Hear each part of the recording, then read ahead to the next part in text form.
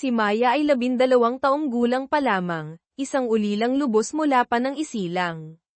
Nakikitira siya kay Aling Nena, isang mabait ngunit matanda at payat na kapitbahay na may malalaki at malulungkot ngunit maniningning na mga mata. Dala ni Maya ang anyo ng isang batang lumaki sa kahirapan, tahimik at tila tanggap na ang kapalaran. Sa kanyang kaliwang palso ay may isang bilog at itim na balat na parang barya, isang bagay na ikinahihiya ni Maya at madalas itinatago sa mahabang manggas ng kanyang damit. Kahit bata pa, nagtatrabaho na si Maya bilang taga-silbi sa isang marangyang restaurant sa lungsod upang kumita ng pera at makatulong kay Aling Nena. Hindi madali ang trabaho para sa kanyang mga munting kamay, ngunit laging nagsisikap si Maya at hindi kailanman nagrereklamo. Ang restaurant, na maliwanag sa mga kumikinang na ilaw at puno ng mayayamang bisita, ay isang mundong banyaga para sa kanya. Isang araw, habang daladala ni Maya ang mabigat na tray ng pagkain papunta sa isang lamesa na may 3 bisitang naka-Amerikana, hindi sinasadyang umangat ang manggas ng kanyang damit, na naglantad sa itim niyang balat. Hindi niya akalain na ang sandaling iyon ang magbubukas ng isang kwentong magpapabago sa buong buhay niya. Gabi noon sa marangyang restaurant. Maliwanag ang mga ilaw, at rinig ang tawanan at usapan ng mga parokyana. Si Maya, maliit para sa kanyang edad na 12, ay bitbit ang mabigat na tray papunta sa table number 7. 3 lalaking naka-Amerikana ang nakaupo roon. Ang pinakakilala sa kanila ay si Miguel, isang 25 taong gulang na milyonaryo, gwapo ngunit may bahid ng lungkot sa mga mata. Inilapag ni Maya ang tray, nanginginig ang kamay dahil sa bigat. Nang panasan niya ang pawis sa noo, umangat ang kanyang manggas, lumitaw ang bilog na itim na balat sa kaliwang palso. Si Miguel, na may hawak na kopeta ng alak, ay biglang natigilan. Nanlaki ang kanyang mga mata, nakatutok sa balat ni Maya. Namutla siya, nahulog ang kopeta sa mesa at nabasag. Tumayo si Miguel at sumigaw, "Sandali! Sino ang nanay mo?" Ang kanyang boses ay umalingaw-ngaw, nanaig sa ingay ng restaurant. Nagulat si Maya, nabitawan niya ang tray, at bumagsak ito sa sahig, nabasag ang mga pinggan. Tumalsik ang mainit na sabaw sa kanyang binti, ngunit hindi niya ito naramdaman. Bumuhos ang luha sa kanyang mga mata. "Wawala po akong nanay," yutal niyang sagot. Lumapit si Miguel, nag-aapoy ang mga mata. "Huwag kang magsinungaling. Saan galing ang balat na yan?" Hinawakan niya ng mahigpit ang braso ni Maya. Natakot ang bata, pumiglas, at humagulgol. "Bitawan niyo po ako. Wala po akong alam." Nagulat ang 2 kasama ni Miguel. Isa sa kanila ang nagsalita, "Miguel, kumalma ka. Bata lang yan." Ngunit hindi nakinig si Miguel. "Hindi niyo naiintindihan," sigaw niya. Umatras si Maya, yakap ang braso, nanginginig. "Wala po akong ginagawang masama. Nagtatrabaho lang po ako." Dumating ang manager ng restaurant, isang lalaking nasa katanghaliang gulang at mukhang istrikto. "Maya, bakit mo nahulog yan? Humingi ka ng tawad sa mga bisita, ngayon din." Tinaas ni Miguel ang kamay para pigilan ito. Malamig ang kanyang boses. "Hindi kailangan. Gusto kong makausap ang batang ito." Humarap siya kay Maya, nag-aalab pa rin ang mga mata. "Sabihin mo, sino ang nagsilang sayo? Sino ang nag-iwan ng balat na yan?" Humikbi si Maya. "Hindi ko po alam. Ulila po ako simula pa noong sanggol. Si Aling Nena po ang nakapulot sa akin sa palengke. Huwag niyo na po akong tanungin." Umiyak siya ng husto, gustong tumakbo palayo, ngunit parang napako ang kanyang mga paa. Huminga ng malalim si Miguel, nakakuyom ang mga kamao, tinitigan ang balat na para bang may hinahanap na sikreto. "Hindi ito maaaring nagkataon lang. Dapat may alam ka, Miguel." "Tama na yan," sabi ng isa niyang kaibigan, hinayla siya palayo. Binitawan ni Miguel si Maya, ngunit hindi pa rin inaalis ang tingin sa bata. Yakap ni Maya ang braso, patuloy ang pag-agos ng luha, nais na lamang niyang maglaho. Natapos ang komprontasyon sa gitna ng tensyon, iniwan ang 2 na parehong naguguluhan. Matapos ang sigaw ni Miguel, Nabalot ng nakabibinging katahimikan ang restoran. Nakatayo roon si Maya, patuloy ang pag-agos ng luha sa kanyang murang mukha, mahigpit na yakap ang balat sa palso na para bang itinatago ito. Si Miguel ay humihinga ng malalim, nakatitig pa rin sa kamay ng bata, nanginginig ang mga binti na parang bibigay. Pinaupo siya ng kanyang mga kaibigan, bumubulong, anong nangyayari sa'yo? Huwag kang gumawa ng eksena. Ngunit iwinaksi ni Miguel ang kanilang mga kamay. Kailangan kong malaman. Hindi ko ito palalampasin. Lumapit ang manager, yumuko kay Miguel. Sir, pasensya na po sa nangyari. Tatanggalin ko na po agad ang batang ito. Natakot si Maya. Huwag po. Kailangan ko po ang trabahong ito. Hindi ko po sinasadya. Tinaas ni Miguel ang kamay. Walang matatanggal. Gusto ko siyang makausap ng sarilinan, ngayon din. Bagamat nag-aatubili, tumango ang manager at sinenyasan si Maya na sumunod kay Miguel sa isang tagong sulok malapit sa hagdan. Naglakad si Maya na parang may pabigat sa mga paa, gulong-gulo ang isip. Umupo si Miguel sa isang silya at sinenyasan si Maya na umupo sa tapat niya. Tinitigan niya ang bata. Hindi na gaanong galit ang mga mata ngunit puno pa rin ng matinding pagnanasa na malaman ang isang bagay. Maya, hindi kita tinatakot, pero ang balat na yan, kailangan mong magsabi ng totoo. Sino sa pamilya mo ang mayroon niyan? Umiling si Maya, garalgal ang boses. Sinabi ko na po, wala po akong pamilya. Si Aling Nena po ang nakapulot sa akin sa palengke noong maliit pa ako. Wala po akong alam tungkol sa mga magulang ko. Lumapit si Miguel. Saang palengke? Kailan? Dapat may naalala ka. Nanginginig si Maya. Hindi ko po maalala. Sabi po ni Aling Nena, natagpuan niya ako mahigit 10 taon na ang nakalipas sa isang maliit na palengke malapit sa bukid. Yun lang po. Nanahimik si Miguel, lalong humigpit ang pagkuyom ng mga kamay. Mahigit 10 taon na ang nakalipas, ang panahong iyon ay tugma sa isang masakit na alaala. Noong 10 taong gulang pa lamang si Miguel, ikinuwento sa kanya ng kanyang ina, si Isabel, ang tungkol sa itim na balat sa kaliwang palso nito. Ito ay isang marka na namamana, Miguel, sabi nito noon. Mula pa sa ating mga ninuno. Kung magkakaanak ka, maaaring magkaroon din siya nito. Ngumiti noon ang kanyang ina. Ngunit wala si Miguel ng ganoong balat. Tinanong niya ito, kung wala po ako, sino ang magkakaroon? Ngumiti lamang si Isabel, malayo ang tingin.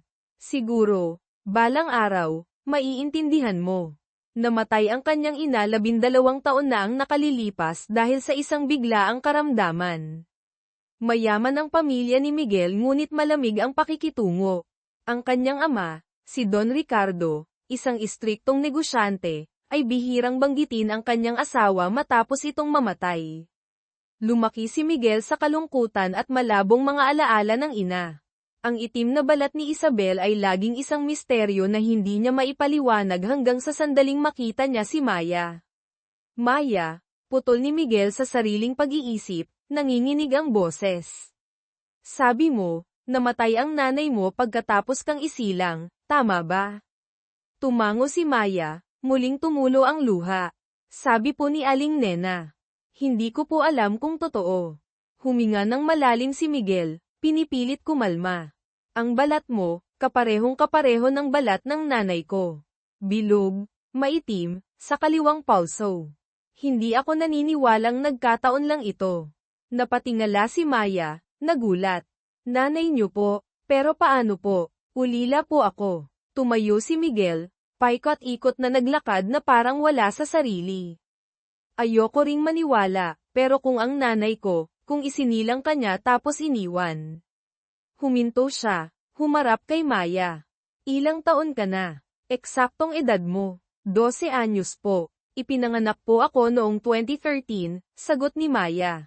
Sabi po ni Aling Nena. Mabilis na nag-isip si Miguel. Namatay ang kanyang ina noong 2013, noong siya ay 13 anyos. Bago iyon, umalis si Isabel ng bahay ng ilang buwan, sabi ay magbabakasyon. Hindi kailanman nagpaliwanag ang kanyang ama, Sinabi lang na mahina ang katawan ni Isabel. Ngunit paano kung nagbuntis siya? Isinilang si Maya, at iniwan ito bago siya namatay. Sumikip ang dibdib ni Miguel. Hindi maaari, bulong niya, ngunit lumalaki ang duda sa kanyang isip. Maya, pwede mo ba akong samahan kay Aling Nena? Tanong ni Miguel, may pagmamakaawa sa boses.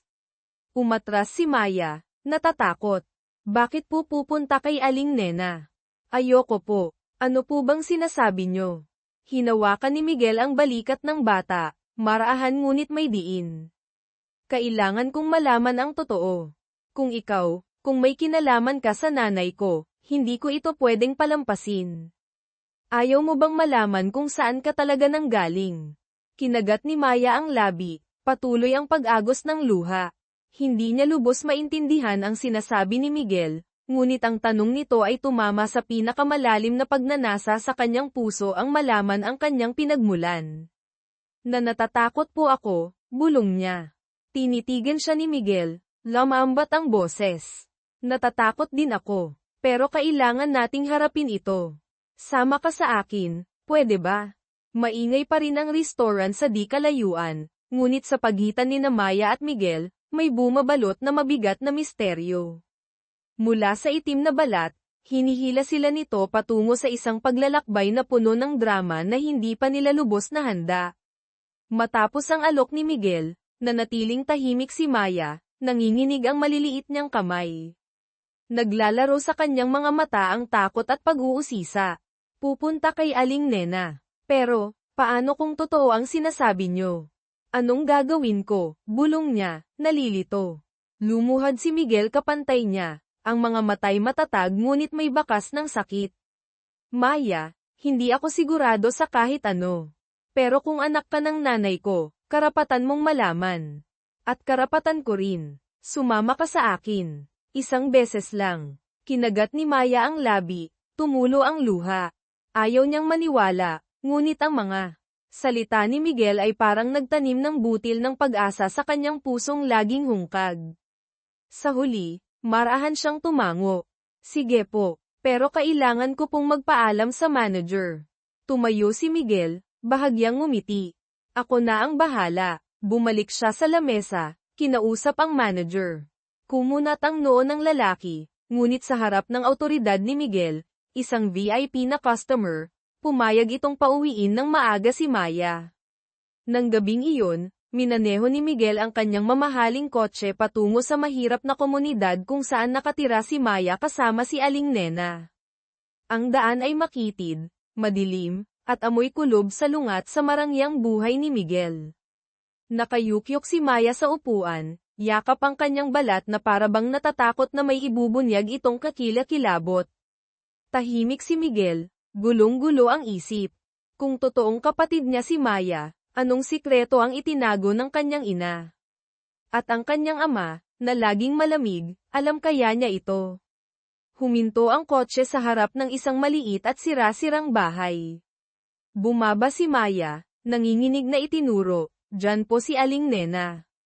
Tumango si Miguel at sumunod sa kanya papasok. Sa loob, si Aling Nena, isang matandang babae na hukot na ang likod, ay nagtatahi ng damit sa ilalim ng malamlam na ilaw ng gasera. Nang makita si Maya, nagulat siya. "Maya, bakit ang aga mo? At sino siya?" Bago pa makasagot si Maya, nagsalita na si Miguel. "Magandang gabi po, Aling Nena. Ako po si Miguel. Kailangan ko po kayong tanungin tungkol sa balat ni Maya." Nag-angat ng tingin si Aling Nena. Tinitigan ng malabong mga mata si Miguel, saka tumingin sa kamay ni Maya. Natigilan siya. Nanginginig na ibinaba ang tinatahi. "Ang balat, bakit mo tinatanong yan?" Nagbago ang tono ng kanyang boses. Lumapit si Miguel, apurado ang boses. "Saan niyo po napulot si Maya? Kailan po? Ang nanay niya, ano pong itsura niya?" Umatras si Aling Nena, bakas ang takot sa mga mata. "Hay, hindi ko na matandaan, matagal na yun." "Hindi pwedeng hindi nyo matandaan," giit ni Miguel. Kumuha siya ng lumang litrato mula sa kanyang pataka. Nasa litrato ang kanyang ina, si Isabel, nakangiti, at kitang-kita ang itim na balat sa kaliwang pulso, katulad ng kay Maya. Tingnan niyo po ito. Siya po ba ang nanay ni Maya? Kinuha ni Aling Nena ang litrato, nanginginig ang kamay. Bumubuka ang kanyang bibig ngunit walang lumalabas na salita. Sumigaw si Maya, Aling Nena. Sabihin niyo po, siya po ba? Napahagulgol si Aling Nena. Hindi ako sigurado, pero yung babae, payat na payat siya, mahina. Nakita ko si Maya sa tabi ng palengke, katabi ng isang babaeng patay na. Mayroon din siyang itim na balat sa kamay. Napahawak si Miguel sa dibdib, napasigaw. Ibig sabihin, ang nanay ko, isinilang niya si Maya tapos iniwan. Umiling si Aling Nena. Hindi niya iniwan. Namatay siya agad pagkatapos noon. Inilibing ko siya sa bukid na malapit doon. Napaluhod si Miguel sa isang upuan. Si Maya ay napahawak sa mukha, humahagulgol. Ang nanay ko, patay na po. Bumigat ang hangin sa loob ng munting bahay. Humarap si Miguel kay Aling Nena, garalgal ang boses. Ano pa pong tinatago nyo? Sabihin nyo na po lahat. Yumuko si Aling Nena, bamulong. May isang lalaki, dumating siya pagkatapos noon. Nagtanong tungkol sa bata, sinabi kong napulot ko siya. Sabi niya, huwag kong sasabihin kahit kanino. Tapos umalis na siya. Anong lalaki? Sigaw ni Miguel. Nanginginig si Aling Nena. Hindi ko alam. Pero mayaman siya, naka-Amerikana, katulad mo. Natigilan si Miguel. Ang ama niya. Lalong lumalim ang misteryo. Hinihila sila ni Maya sa isang magulong sitwasyon na walang malinaw na katapusan. Bumigat ang hangin sa loob ng sira-sirang bahay. Nakatayo si Miguel, nakakuyom ang mga kamao, litaw ang mga ugat sa noo. Namumula ang mga mata niya sa galit at sakit. Yamakap si Maya kay Aling Nena, bumubuhos ang luha, nanginginig ang boses. Nena, bakit hindi niyo po sinabi sa akin? May nanay po pala ako. Yumuko si Aling Nena, tumulo ang luha sa kanyang mga kulubat na kamay, bamulong. Maya, natakot ako sa lalaking yun. Nakakatakot siya. Gusto ko lang na maging ligtas ka. Mabilis na humarap si Miguel, umalingaw-ngaw ang boses. Yung lalaking yun, sabihin nyo ng malinaw. Anong itsura niya? Umurong si Aling Nena, mahina ang boses. Hindi ko na matandaan ng husto. Matangkad siya, naka-Amerikana na itim. Malamig ang boses niya, parang yelo. Tinanong niya kung may nakita akong sanggol. Sinabi kong napulot kita. Sinabi niya, huwag kong ipagsasabi kahit kanino, tapos umalis na. Nagngit-ngit ang mga ngipin ni Miguel, umiikot ang isip. Ang imahe ng kanyang ina, si Isabel ang malumanay ng ngiti, ang itim na balat sa pulso, at ang mga huling buwan ng buhay nito nang umalis siya ng bahay nang walang paliwanag. Sino ang lalaking iyon? Bakit kailangang itago ang lahat? Kuya Miguel, tumingala si Maya, luhaan ang mga mata. Kung patay na po ang nanay ko, sino po yung lalaki? Bakit ayaw niya akong mabuhay? Lumuhad si Miguel, hinawakan ang mga balikat ng bata. Hindi ko alam, Maya. Pero hahanapin ko ang kasagutan. Gusto mo bang sumama sa akin? Nag-alinlangan si Maya, saka tumango, may bahid ng tapang sa mga mata. Ayoko na pong matakot, gusto kong malaman ang totoo. Gabi na nang ihatid ni Miguel si Maya sakay ng kanyang mamahaling kotse palayo sa mahirap na komunidad, patungo sa maliit na palengke na binanggit ni Aling Nena ang lugar kung saan napulot si Maya. Lubak-lubak ang daan, tumatagos ang ilaw ng kotse sa kadiliman. Nakayukyok si Maya, yakap ang kanyang balat, gulong-gulo ang isip. Tahimik si Miguel, mahigpit ang hawak sa manibela, magulo ang isipan. Kung isinilang nga ni Isabel si Maya, bakit niya ito iniwan? Anong kinalaman ng lalaking iyon sa pagkamatay ng kanyang ina?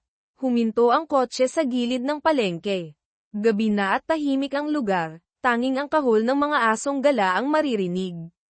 Dala ang flashlight, bumaba si Miguel kasama si Maya, naglakad patungo sa bukid kung saan inilibing ni Aling Nena ang babae. Malabo ang liwanag ng buwan na tumatama sa tiwangwang na lupain.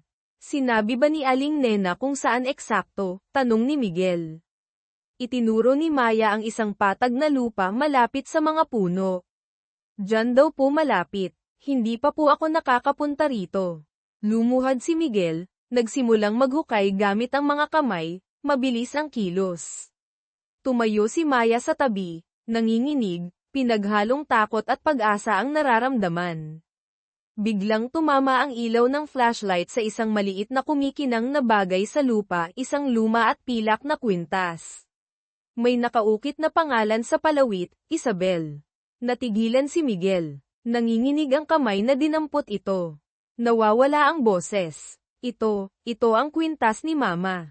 Natatandaan kong suot niya ito. Lumapit si Maya, nanlaki ang mga mata.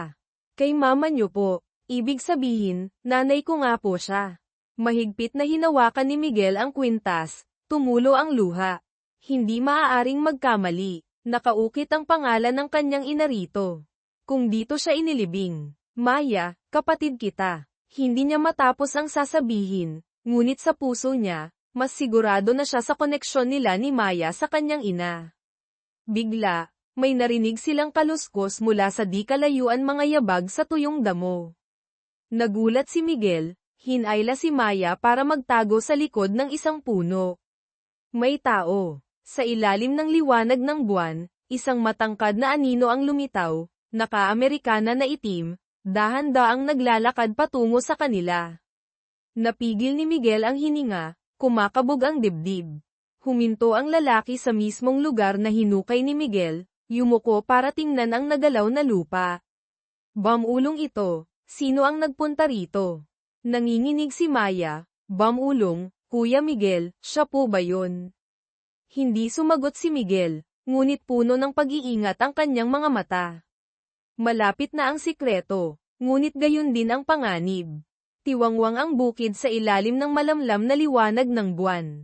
Ang mga yabag sa tuyong damo ay malinaw na naririnig, nagpapakaba kina Miguel at Maya na nagtatago sa likod ng puno. Hinigpitan ni Miguel ang hawak sa kamay ni Maya, sumenyas na manahimik.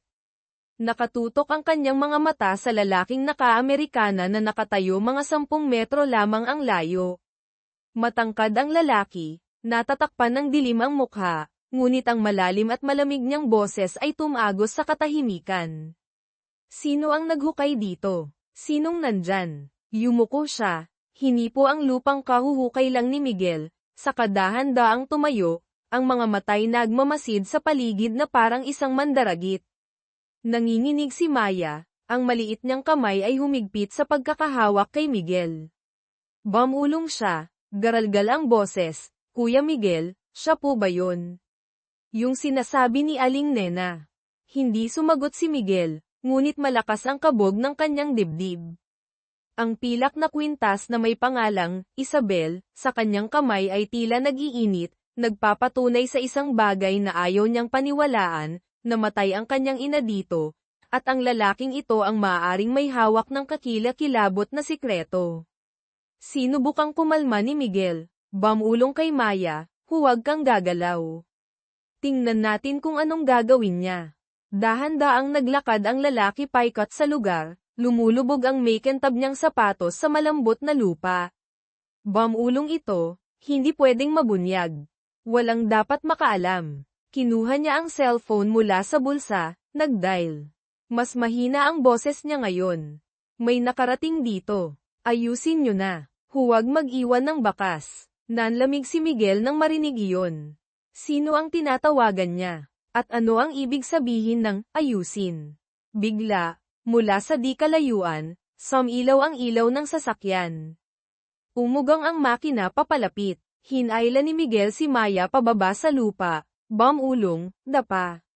Huwag kang maingay. Isang makintab na itim na kotse ang humarurot papalapit at huminto ilang hakbang mula sa lalaki. Bumukas ang pinto, dalawang malalaking lalaki ang bumaba, nakaitim, walang emosyon ang mga mukha. Isa sa kanila ang nagsalita, "Boss, sinong naglakas loob na pumunta rito?" Humarap ang lalaking naka-Amerikana, matalim ang boses. Hindi ko alam. Pero kung makita nila ang mga buto, malilintikan tayo. Hukayin nyo na. Dalhin nyo palayo agad. Nang marinig ni Maya ang salitang, mga buto, bumuhos ang luha. Tinakpan niya ang bibig para hindi humikbi. Nagngalit ang mga ngipin ni Miguel, mahigpit ang hawak sa kwintas. Ang mga butong iyon, sa nanay niya kaya? At kung oo, bakit gusto nilang itago ito? Gusto niyang sumugod at komprontahin sila, ngunit pinigilan siya ng kanyang isip. Dalawa lang sila, walang armas, hindi nila kakayanin ang tatlong lalaki. Nagsimulang maghukay ang dalawang tauhan. Ang tunog ng pala na tumatama sa lupa ay umalingaw-ngaw sa gabi. Tiningnan ni Miguel si Maya, nakita niya ang takot sa mga mata nito, ngunit mayroon ding determinasyon. Bumulong siya, Maya, gusto mo bang malaman kung sino ang nanay mo? Kahit mapahamak tayo. Tumango si Maya, nanginginig ang boses. Opo, gusto kong malaman. Kahit mamatay pa ako. Huminga ng malalim si Miguel. Kung gayon, kailangan nating kumilos.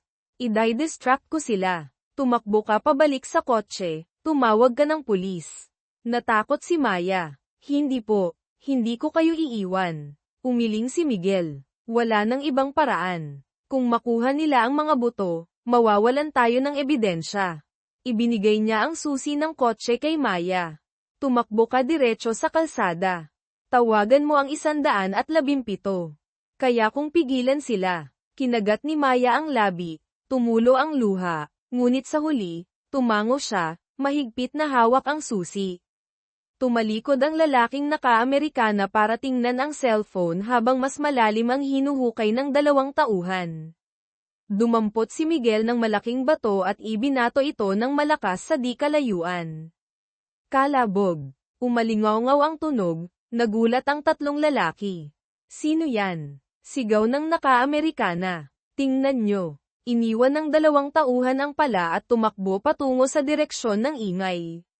Takbo, itinulak ni Miguel si Maya. Tumakbo si Maya patungo sa kotse, nadapa sa damuhan, ngunit bumangon at nagpatuloy. Tumayo si Miguel mula sa pinagtataguan, hinarap ang lalaking naka-Amerikana.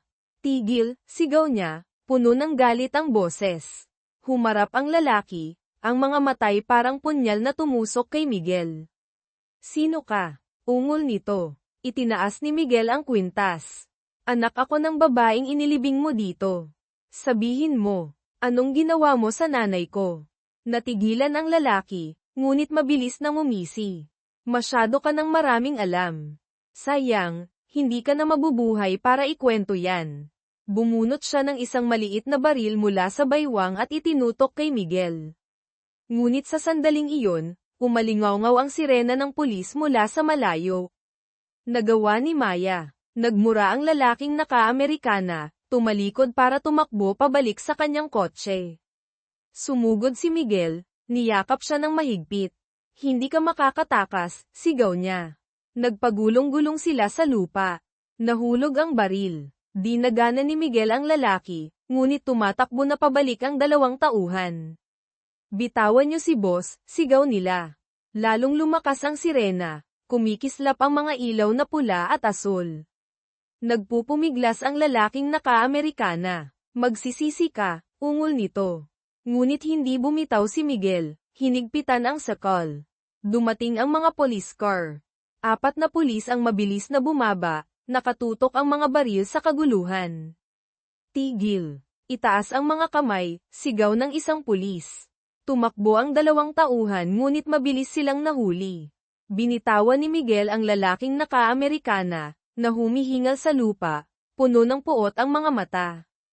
Tumakbo si Maya mula sa police car, niyakap si Miguel, humahagulgol.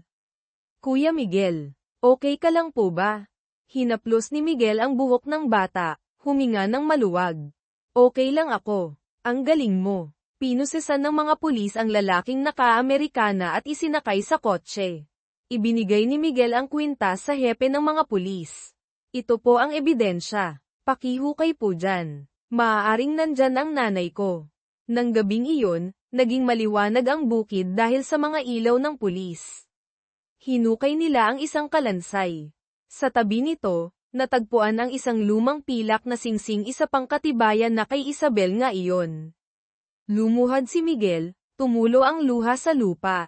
Tumayo si Maya sa tabi niya, niyakap siya, "Bamulong, si Mama po ba yan?" Unti-unti nang nabubunyag ang sikreto, ngunit nananatili ang malaking tanong, sino ang lalaking naka-Amerikana, at bakit niya gustong burahin ang nakaraan?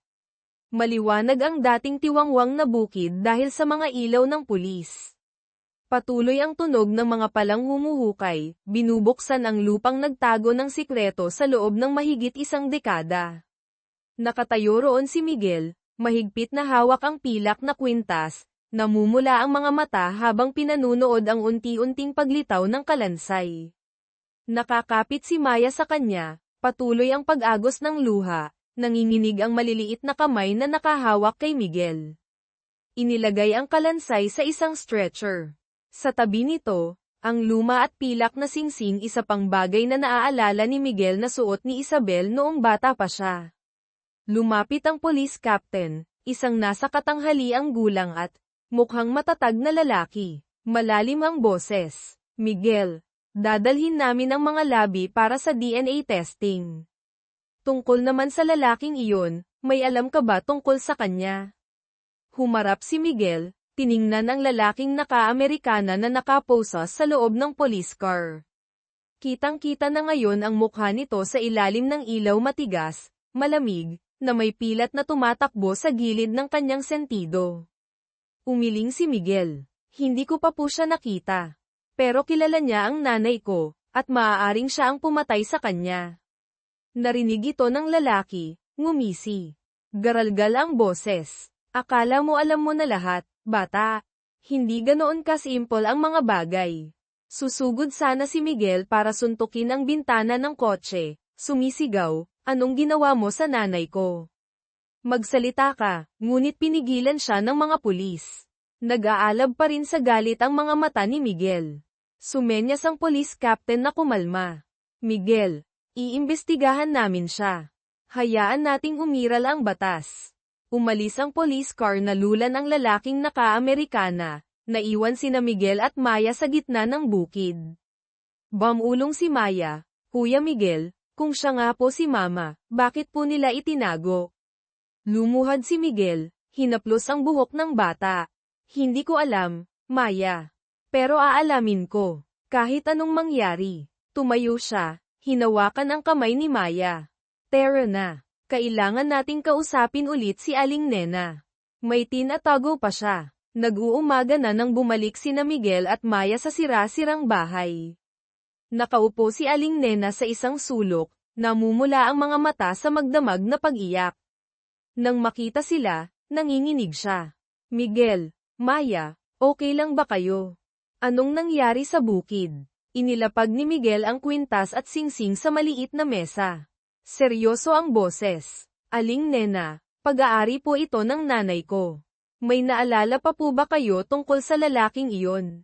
Kahit ano. Tinitigan ni Aling Nena ang dalawang bagay, nanginginig na hinawakan ang mga ito, saka napahagulgol. "Diyos ko, siya nga, hindi ako makapaniwala." Huminga siya ng malalim at nagkwento. "Mahigit 12 taon na ang nakalipas, nakita ko ang babaeng yun sa tabi ng palengke. Napakahina, kara-rating lang. Ibinigay niya sa akin ang sanggol, sabi lang niya, alagaan mo siya. Huwag mong hahayaang mahanap nila siya." Tapos, nalagutan siya ng hininga. "Inilibing ko siya sa bukid. Pero ilang araw pagkatapos, dumating yung lalaki. Tinanong niya ako tungkol sa sanggol. Sinabi kong napulot ko. Sinabi niyang manahimik ako, tapos binigyan niya ako ng kaunting pera. Natakot ako, kaya hindi na ako nagtanong pa." Nagngit-ngit ang mga ngipin ni Miguel. "Huwag mong hahayaang mahanap nila siya." "Sino ang nila?" Umiling si Aling Nena. "Hindi ko alam. Pero mukhang mayaman yung babae. Luma ang damit niya pero maganda ang tela." Nang marinig ito ni Maya, niyakap niya si Aling Nena. "Ang nanay ko, sino po ang kinatatakutan niya?" Tumayo si Miguel, paikot-ikot na naglakad, gulong-gulo ang isip. Kung isinilang ni Isabel si Maya ng palihim at pagkatapos ay tumakas, siguradong may nagtutulak sa kanya. At ang lalaking naka-Amerikana ang susi. Biglang tumunog ang cellphone ni Miguel. Isang hindi kilalang numero. Sinagot niya ito. Boses ng police captain ang narinig niya. Miguel, nalaman na namin ang pagkakakilanlan ng lalaki. Ang pangalan niya ay Ramon, dating bodyguard ng pamilya niyo mahigit 20 taon na ang nakalipas. Ngayon, nagtatrabaho siya sa isang malaking korporasyon. Pero may kakaiba, umamin siya na ang pagkamatay ng nanay mo ay hindi aksidente. May nagutos daw. Natigilan si Miguel. Sino? Sinong nagutos? Hindi niya sinabi, sagot ng kapitan. Pero nakita namin ang isang lumang kontrata sa kotse niya, pirmado ng isang Ricardo M., natigilan si Miguel. Ricardo M., ang buong pangalan ng kanyang ama, si Don Ricardo. Parang huminto ang tibok ng puso niya. Ang tatay ko, bulong niya, nanginginig ang kamay, nabitawan ang cellphone. Natakot si Maya. Kuya Miguel, anong nangyari? Hindi sumagot si Miguel, blanko ang mga mata. Kung sangkot ang kanyang ama, lahat ng alaala niya tungkol sa pamilya ay kasinungalingan. Naalala niya ang mga huling araw ni Isabel, madalas itong umiiyak ng tahimik.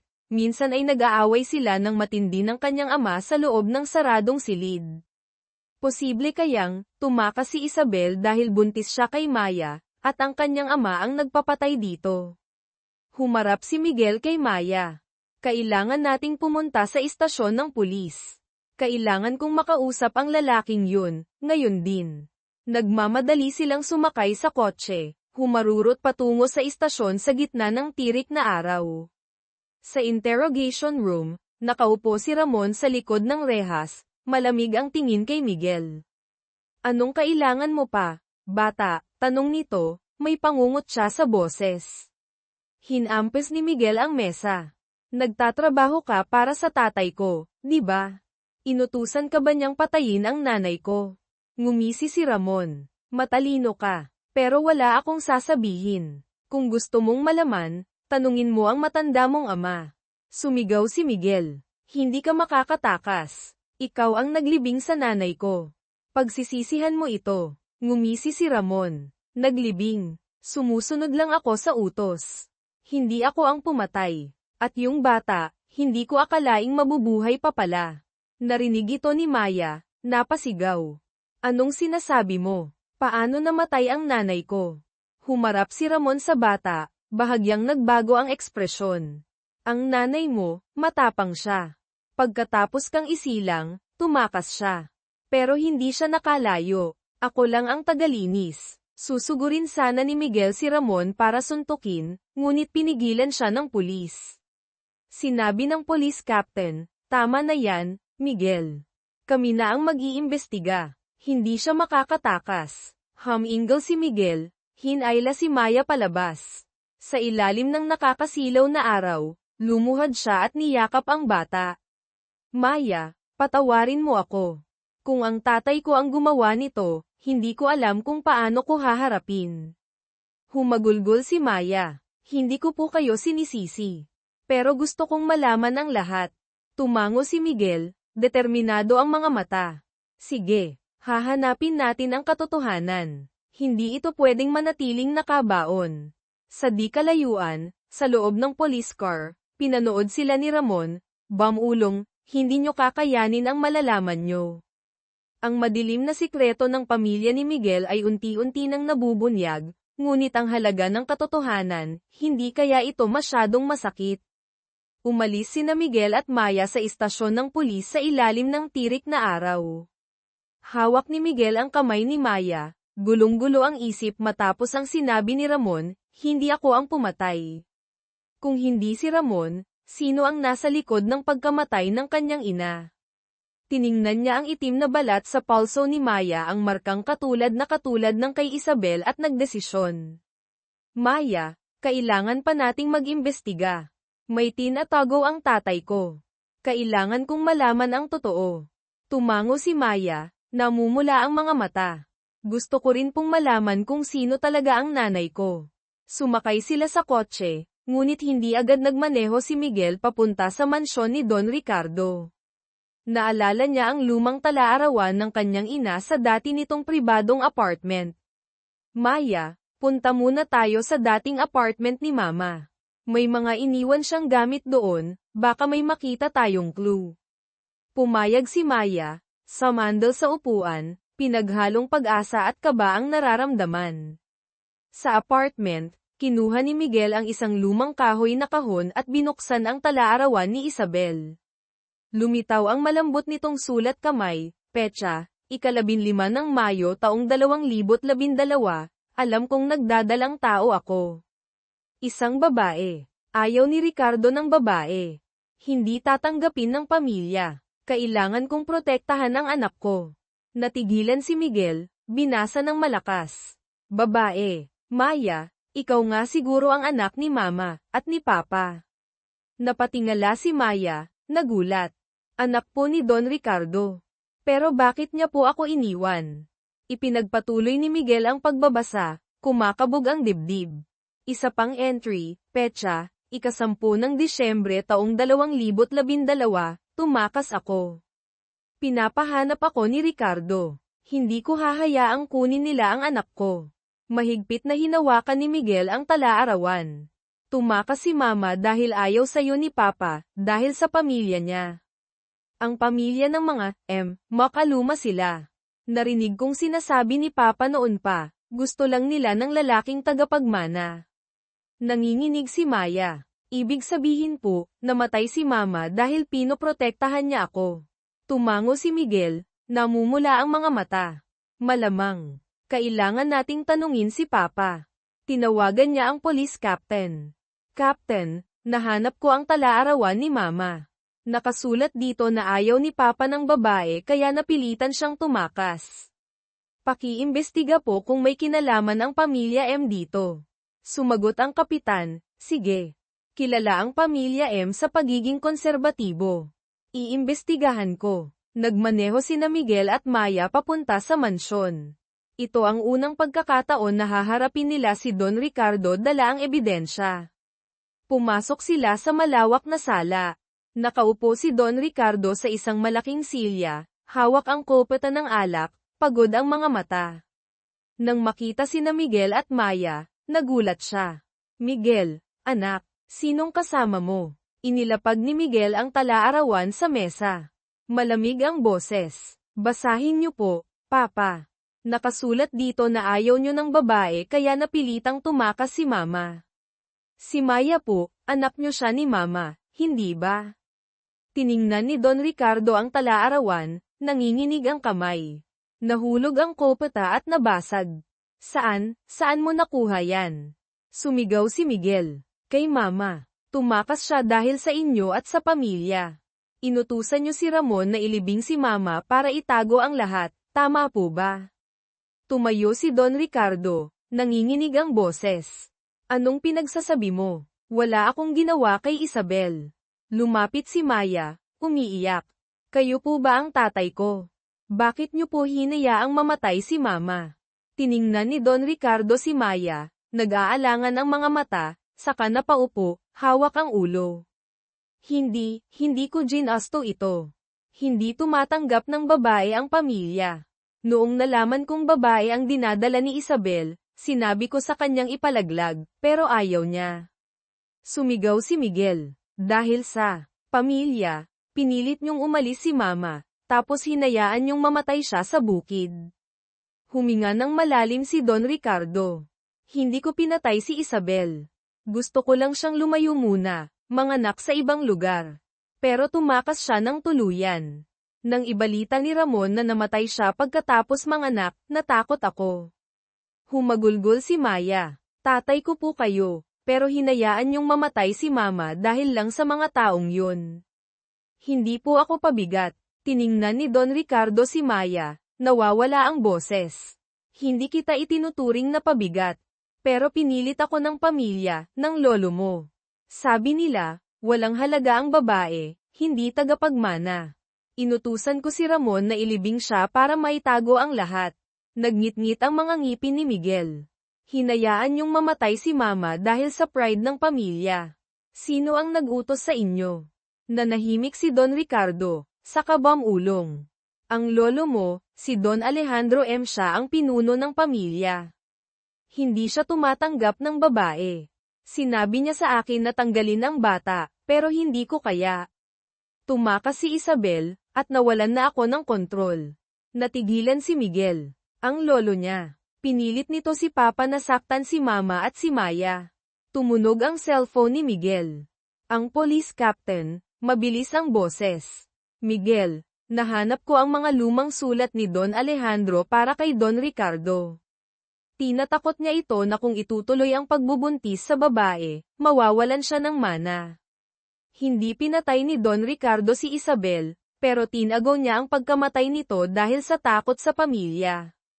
Humarap si Miguel sa ama. Narinig niyo po, Papa. Si Lolo ang utak ng lahat. Tinago niyo ang mga labi ni Mama dahil natakot kayong mawalan ng posisyon. Yumuko si Don Ricardo. Oo, natakot ako sa kanya. Mas makapangyarihan siya sa akin, at hindi ko siya kayang labanan. Nang mamatay si Isabel, akala ko ang pagtatago ang tanging paraan. Malamig na sabi ni Miguel. Hindi niyo prinotektahan si Mama. Hindi niyo prinotektahan si Maya. Dahil lang sa pamilya. Tao pa po ba kayo? Umiyak si Don Ricardo. Nagkamali ako, Miguel. Ayokong mamatay si Isabel. Niyakap ni Maya si Miguel, humihikbi. Kuya Miguel, kapatid niyo po pala talaga ako. Ayokong ganito ang pamilya natin.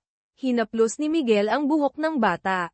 Maya, kapatid kita. Poprotektahan kita. At kukunin natin ang hustisya para kay Mama. Tiningnan ni Don Ricardo si Miguel. Anong gagawin mo? Ididemanda mo ako. Tumango si Miguel. Hindi lang kayo, Papa. Pati si Lolo. Hahanapin ko siya. Ibubunyag ko kung sino ang nagtulak kay Mama sa kamatayan. Sa labas, dumidilim na. Hinawakan ni Miguel ang kamay ni Maya, puno ng determinasyon ang puso. Ang sikreto ng pamilya M ay hindi lamang tungkol kay Don Ricardo, kundi pati kay Don Alejandro ang nasa likod ng trahedya. Hindi pa tapos ang paglalakbay, at handa si Miguel na harapin ang taong Sam Iris sa kanyang pamilya. Nabalot ng mabigat na katahimikan ang mansyon ni Don Ricardo matapos niyang umamin. Nakatayo si Miguel sa harap ng ama, malamig ang tingin ngunit puno ng sakit. Papa, sinabi niyong si Lolo Alejandro ang nagpilit sa inyo. Pero kung hindi niyo gustong mamatay si Mama, bakit hindi niyo siya prinotektahan? Bakit niyo hinayaang tumakas siya at mamatay ng mag-isa? Tumayo si Maya sa tabi ni Miguel, patuloy ang luha. Tatay ko po kayo, bakit po ganoon na lang ang pag-alis ni Mama? Nag-angat ng tingin si Don Ricardo, may pagsisisi sa mga mata. Huminga siya ng malalim, garalgal ang boses. Hindi ko ginustong mamatay si Isabel. Mahal ko ang nanay mo, Miguel, kahit hindi ko nasasabi. Pero masyadong makapangyarihan ang pamilya, si lolo mo. Sinabi niya sa akin, kapag itinuloy ko ang pagbubuntis sa babae, mawawala sa akin ang lahat mana, posisyon. Natakot ako, naging duwag ako, nagngit-ngit ang mga ngipin ni Miguel. Dahil sa takot, hinayaan niyong tumakas si Mama na buntis, manganak sa hirap, tapos mamatay sa bukid. Inutusan niyo si Ramon na ilibing siya para maitago kay Lolo, tama? Marahang tumango si Don Ricardo, nanginginig ang kamay. Oo, nang sabihin ni Isabel na babae ang dinadala niya, sinabi kong ipalaglag. Pero ayaw niya, umiiyak, nagmamakaawa na itago ko ang bata. Hindi ko kayang labanan si Lolo, kaya sinabi ko sa kanyang lumayo muna, manganak sa ibang lugar, tapos hahanap ako ng paraan. Pero tumakas siya ng tuluyan, hindi na nakinig sa akin. Huminto siya, tumulo ang luha. Nang ibalita ni Ramon na namatay siya pagkatapos manganak, nataranta ako. Ayokong malaman ni Lolo, kaya inutusan ko si Ramon na ilibing siya, sabihing aksidente. Lumapit si Maya, garalgal ang boses. Tatay ko po kayo, pero hindi niyo ako kailangan dahil babae ako. Dapat lang po ba akong iwan? Tiningnan ni Don Ricardo si Maya, may sakit sa mga mata. Hindi, Maya, hindi kita kinamumuhian. Natakot lang ako kay Lolo. Sabi niya, kahihiyan ang babae, hindi karapat-dapat sa dugo ng mga nagkamali ako. Hindi ko kayo naprotektahan ikaw at ang nanay mo. Humagulgol si Maya. Namatay si mama dahil sa akin. Alam niyong, mahina siya, bakit hindi niyo siya hinanap? Hinawakan ni Miguel ang kamay ni Maya para aluin, saka humarap sa ama. Papa, kung mahal niyo talaga si mama, bakit hindi kayo tumayo laban kay lolo? Hinayaan niyong mamatay si mama, maulila si Maya, dahil lang natakot kayong mawalan ng posisyon. Yumuko si Don Ricardo. Duwag ako, Miguel. Kontrolado ni lolo ang lahat pera, kapangyarihan. Akala ko, kung may tatago ko ito, mapapanatili ko ang lahat. Pero nawala sa akin si Isabel, at ngayon, pati ikaw. Malamig na sabi ni Miguel. Hindi niyo ako nawala dahil gusto ko. Nawala ako dahil pinili niyo ang pamilya, kaysa sa tunay na pamilya. Kinuha niya ang cellphone at tinawagan ang police captain. Captain, nandito po ako sa bahay ni Papa. Umamin na po siya na inutusan niya si Ramon na ilibing si Mama para pagtakpan ang pamilya. Si lolo ko po, si Don Alejandro, ang nagpilit sa kanya. Pwede po ba kayong pumunta rito? Sumagot ang kapitan, sige. Papunta na ako kasama ang mga papeles at team. Manatili kang kalmado. Narinig ito ni Don Ricardo, nataranta. Miguel, tumawag ka ng pulis. Ididemanda mo ba ako? Tumango si Miguel. Opo, Papa. Hindi nyo man pinatay si Mama, hinayaan nyo siyang mamatay at tinagaw nyo ang katotohanan. Kailangan nyong managot. Nanginginig si Don Ricardo. Paano si lolo mo? Siya ang nag-utos. Sagot ni Miguel, hahanapin ko po siya mamaya.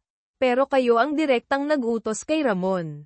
Hindi kayo inosente. Bumukas ang pinto. Pumasok ang police captain kasama ang dalawang kasamahan, hawak ang isang folder. Don Ricardo M., kailangan namin ang kooperasyon nyo. Mayroon kaming kopya ng sulat ni Don Alejandro na tinatakot si Isabel, at may recording kami na inutusan nyo si Ramon na ilibing siya, sabi ng kapitan. Namutla si Don Ricardo. Recording, ako. Huminto siya, tumingin kay Miguel. Gusto mo ba talaga akong makulong? Tumalikod si Miguel. Gusto ko ng hustisya para kay Mama. Kayo ang pumili ng landas na ito, Papa. Humarap ang police captain kay Miguel. Miguel, iimbestigahan namin si Don Ricardo. Pero si Don Alejandro ang utak nito. Matanda na siya, nakatira sa isang pribadong bahay sa probinsya. Gusto mo bang arestuhin na rin namin siya? Tumango si Miguel. Opo, pinilit niya si Mama sa bingit ng kamatayan.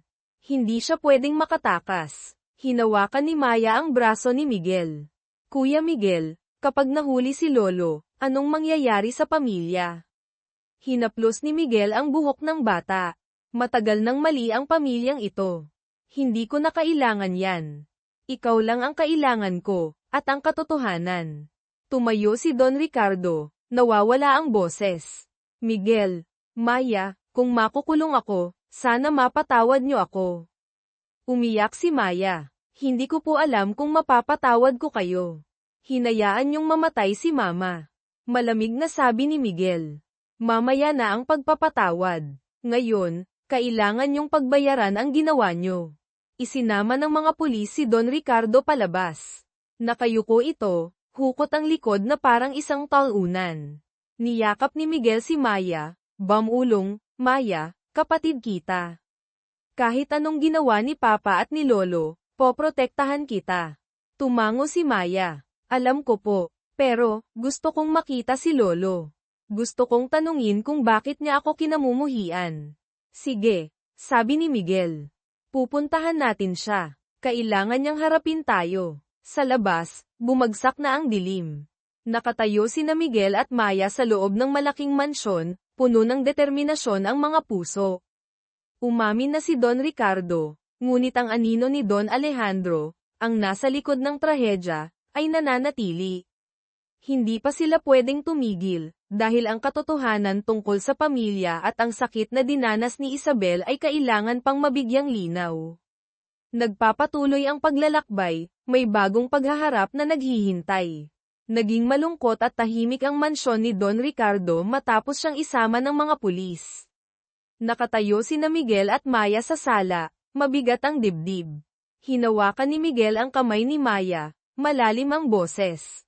Maya, umamin na si Papa, pero si Lolo Alejandro ang nasa likod ng lahat. Gusto ko siyang puntahan. Sasama ka ba? Tumango si Maya, namumula ang mga mata ngunit matatag. Opo, gusto ko. Gusto kong tanungin kung bakit niya ako kinamumuhian, pati si Mama. Tinawagan ni Miguel ang police captain. Captain, nahuli na po si Papa. Si Lolo Alejandro naman po. Nasa probinsya daw po siya. May balita na po ba kayo? Sumagot ang kapitan, Miguel, naimbestigahan na namin. Hindi lang si Maya ang pinilit ni Don Alejandro na ipaalis. Base sa mga dokumento, pinilit niya ang maraming miyembro ng pamilya na ipaalis ang mga anak na babae sa loob ng 30 taon. May ebidensya kami mga sulat na pananakot, recordings, at testimonya mula sa mga kamag-anak. Papunta na ang team ko doon para arestuhin siya. Gusto mo bang sumunod? Opo, sagot ni Miguel. Pupunta kami ni Maya. Humarap siya kay Maya. Tara na. Kailangan nating makita siyang managot. Sumakay sila sa kotse, bumiyahe patungo sa bahay ni Don Alejandro sa probinsya, isang luma ngunit malaking bahay na nakatago sa likod ng mayayabong na puno. Habang nasa daan, ikinwento ni Miguel kay Maya, naalala kong sinabi ni Mama noon, napaka-istrikto daw ni Lolo. Naniniwala siyang mga lalaki lang ang makapagbibigay ng karangalan sa pamilya. Hindi ko akalain na aabot siya sa ganito. Pagdating nila, nakaparada na ang mga police car. Lumabas ang police captain, hawak ang posas. Miguel, kakahalughog lang namin sa bahay. Nakita namin ang isang kaha de hierro na puno ng mga sulat na ipinadala niya sa mga manugang niya, pinipilit silang ipa-abort ang dinadala kong babae. Kasama doon ang sulat para sa nanay mo, tinatakot na kung itutuloy niya ang pagbubuntis kay Maya, palalayasin siya sa pamilya. Nagngit-ngit ang mga ngipin ni Miguel. Halimaw siya. Papsukin niyo po kami. Pumasok sila sa madilim na sala. Nakaupo si Don Alejandro sa isang malaking silya, matanda na, puti na ang buhok, ngunit matalas pa rin ang tingin. Nang makita sina Miguel at Maya, ngumisi siya. Miguel, anong ginagawa mo rito? At dinala mo pa ang batang yan. Malamig na sabi ni Miguel. Lolo, ito po si Maya. Anak siya ni Papa at ni Mama. Kayo ang nagpilit kay Mama na tumakas, na naging dahilan ng pagkamatay niya. Ano pong masasabi nyo? Tumawa si Don Alejandro. Babae, hindi ko kinikilala yan. Lalaki lang ang kailangan ng pamilyang ito. Nagmatigas si Isabel, isinilang pa rin yan, kaya siya ang managot. Lumapit si Maya, garalgal ang boses. Apo niyo po ako. Bakit niyo po ako kinamumuhian? Namatay si Mama dahil sa inyo.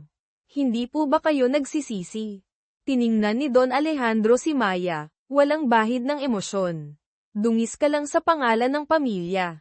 Sinabi ko na sa anak kong tanggalin ka, pero duwag siya kaya hinayaan niyang tumakas si Isabel. Hindi ko pinatay ang nanay mo. Siya ang namatay sa sarili niyang kagagawan. Sumigaw si Miguel. Sariling kagagawan. Tinakot niyo si Mama. Pinilit niyong umalis habang buntis. Ilan pa ang pinilit niyo? Ano bang tingin niyo sa pamilyang ito para ituring na basura ang mga babae? Inilabas ng police captain ang mga dokumento. Don Alejandro M., may ebidensya kami na pinilit niyo ang hindi bababa sa 5 babae sa inyong pamilya na magpalaglag, at tinakot niyo si Isabel M. Inaaresto ka namin sa salang pamimilit at pagdudulot ng malubhang kahihinatnan. Tumayo si Don Alejandro, sumisigaw. Wala kayong karapatan. Ginawa ko to para protektahan ang pamilya. Ngunit mabilis siyang napigilan at pinusesan ng mga pulis. Lumapit si Miguel, malamig ang boses. Protektahan. Sinira niyo ang pamilya ko. Namatay si Mama, naulila si Maya, naging duwag si Papa, lahat dahil sa inyo. Umiyak si Maya. Hindi kita lolo. Hindi ka karapat-dapat. Habang isinasakay sa kotse, patuloy pa rin sa pag-ungol si Don Alejandro. Magsisisi ka, Miguel, kailangan ako ng pamilyang ito. Tumalikod si Miguel. Ang kailangan ng pamilyang ito ay bumagsak. Tama na kayo ni Papa. Umalis ang police car, dala si Don Alejandro, ang nasa likod ng trahedyang tumagal ng ilang dekada. Ilang araw ang lumipas, nakatanggap ng balita si Miguel mula sa police captain. Miguel, nahatulan si Don Alejandro ng 10 taong pagkakakulong dahil sa pamimilit at pagdudulot ng malubhang kahihinatnan. Si Don Ricardo naman ay 5 taon dahil sa pagtatago ng krimen. Gumuho na ang impluwensya ng pamilya M. Marami na ang tumalikod sa kanilang mana. Tumango si Miguel. Salamat, Captain. Dumating na rin ang hustisya. Humarap siya kay Maya. Anong nararamdaman mo? Huminga ng malalim si Maya. Nalulungkot po ako, pero gaman ang pakiramdam ko. Nabigyang linaw na si Mama. Niyakap ni Miguel ang bata. Oo, nagsakripisyo si Mama para sa'yo. Ngayon, nandito na ako. Magiging iba na ang buhay natin. Pinuntahan nila si Aling Nena at ikinwento ang lahat. Umiyak si Aling Nena. Diyos ko, hindi ko akalain na ganoon kasama ang lolo mo. Kawawa ka naman, Maya. Ngumiti si Maya. Hindi na po ako kawawa. Kasama ko na po si Kuya Miguel at kayo.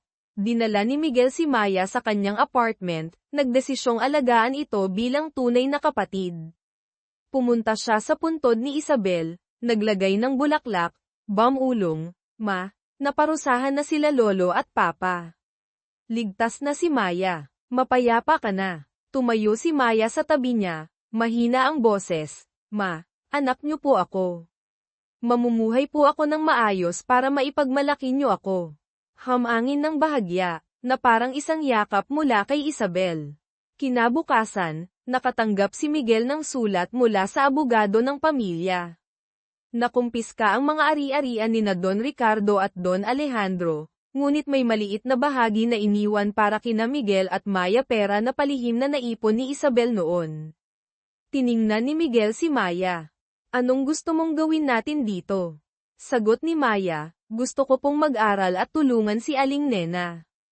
Kayo po, kuya. Ngumiti si Miguel. Gagamitin ko to para magsimula ulit. Hindi na natin kailangan ang pamilyang yun. Hindi pa tuluyang nagsasara ang kwento. Kailangan pa ring harapin ni na Miguel at Maya ang mga anino ng nakaraan. Ang mga mapanuring tingin mula sa mga dating kakilala, ang mga bulong-bulungan tungkol sa bumagsak na pamilya. Ngunit magkasama sila, at kahit papaano, nanaig ang katarungan. Nagbayad sina Don Alejandro at Don Ricardo, ngunit ang paglalakbay tungo sa paghilom para kina Miguel at Maya ay nagsisimula pa lamang.